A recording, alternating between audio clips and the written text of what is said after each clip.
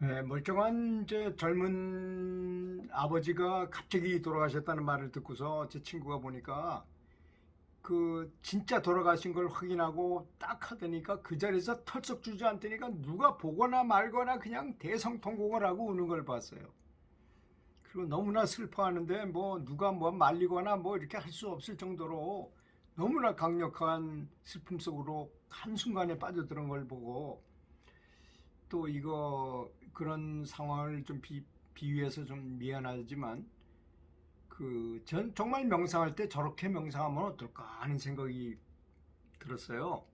정말 완전히 이완하고 누가 보든 말든 뭐 평상시에는 뭐 내가 뭐 표정이 어떻게 될까 뭐 눈물이 나면 보기가 싫지 않을까 소리를 너무 내면 또 남들이 보고 흉보지 않을까 별 생각 다 하지만 그때는 완벽하게 자기를 내려놓고 그냥 슬퍼 울면서 그 통곡을 하는 걸 보고 야 정말 내가 명상할 때도 정말 저런 자세로 저런 마음으로 한다면 어찌 삼매에 들어가지 않을까 하는 생각이 들었어요. 그리고 또 어떨 때는 너무나 큰 환희심에 빠졌다거나 또는 너무 고민거리가 생겼다거나 너무 슬픔이 몰려왔거나 할 때 텔레비전을 보고 있지만 마음이 딴 데가 있을 때 텔레비전은 틀림없이 눈으로 보고 있지만 하나도 기억이 안 나고 하나도 보지 않는 거나 똑같아요. 물어보면 전혀 본 바가 없는 것처럼 말할 수 있다는 것입니다. 그것이 사람입니다.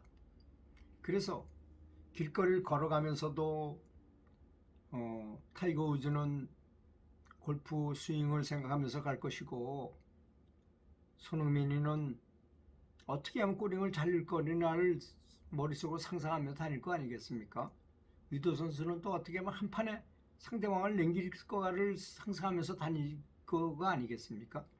그래서 사람은 생각하기 나름이다. 생각하는 것이 그만큼 중요하다. 생각하는 것에 따라서 되거나 뭐 무슨 일이 되거나 안 되겠다. 그래서 생각하는 것에도 급수가 있어요. 그래서 그 사람이 영적 등급이라고 말하지만 사실은 생각 등급입니다. 그것이 생각이 곧 영적인 거하고 연결돼 있잖아요. 그래서 어떤 사람이 서울을 가겠다고 하는 사람이 방향을 잘못 잡아가지고 부산 쪽으로 가고 있으면서 빨리 가라고 계속 채찍질을 한다면 어떻게 되겠습니까? 서울로 가는 게 아니라 점점 더 멀리 부산 쪽으로 가게 되잖아요. 이렇게 말하면 어떻게 그런 사람이 있느냐 말할지도 모르지만 우리는 잘못하다 보면 우리 사람이기 때문에 이 생각을 잘못해가지고 반대 방향으로 갈 때도 되게 많다는 점을 알아야 됩니다. 그래서 공부는 반드시 필요한 거예요. 명상할 때도 연불을 할 때도 반드시 공부가 필요하다는 것입니다. 이론적인 공부. 선지식들 부처님이 말씀하신 거를 잘 듣고 이렇게 하면 안 된다는 그런 거 그걸 모르고서 잘못하면 큰 코 다치는 경우가 아까 얘기한 것처럼 서울 간다면서 엉뚱한 쪽으로 가면서 더 열심히 간다고 가면 갈수록 점점 더 서울에서 멀어질 뿐이라는 것입니다. 그래서 굉장히 법칙을 알고 생각의 법칙을 알고 그래서 인과를 알아야 되겠죠. 인과. 내가 노력하면 노력한 만큼의 행복이 오게 되는 것이고 내가 나쁜 짓을 하면 나쁜 것만큼의 저걸 받게 되잖아요. 그런데 뭐 아시다시피 인과법보다 더 높은 법도 있잖아요. 그것이 바로 자비와 사랑과 자비의 법문이라는 것입니다.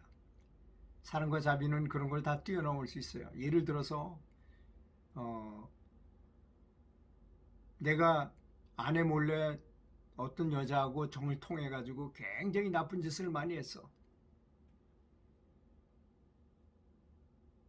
그런데 아내가 바람핀 거 한 번, 두 번, 세 번 다 참아주고 오히려 잘 살라고 가서 돈까지 갖다 줬어요. 세 번이나.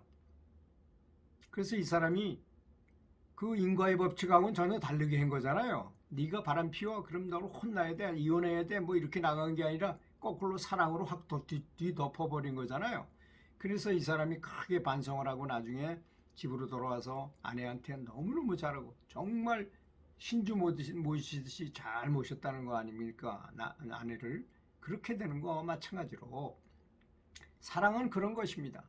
사랑이란 남이 원하는 것을 들어주고 해주는 것이기 때문에 인과의 법칙에서는 네가 바람을 피웠어? 그럼 나도 피워야지 하는 게 인과의 법칙이겠지만 사랑의 법칙은 용서해주고 관대하게 자비를 베풀고 오히려 더 잘해주고 하는 것이 사랑의 본분이. 그래서 원수를 없애는 유일한 방법은 사랑과 자비밖에 없습니다. 용서해주는 것밖에 없어요. 하나도 없습니다. 다른 방법은. 왜냐하면 내가 원수 갚으려고 어떤 화를 낸다거나 뭐 그만한 대응하는 행동을 하게 되면 반드시 또 다른 인과를 가져오기 때문이 아니겠습니까?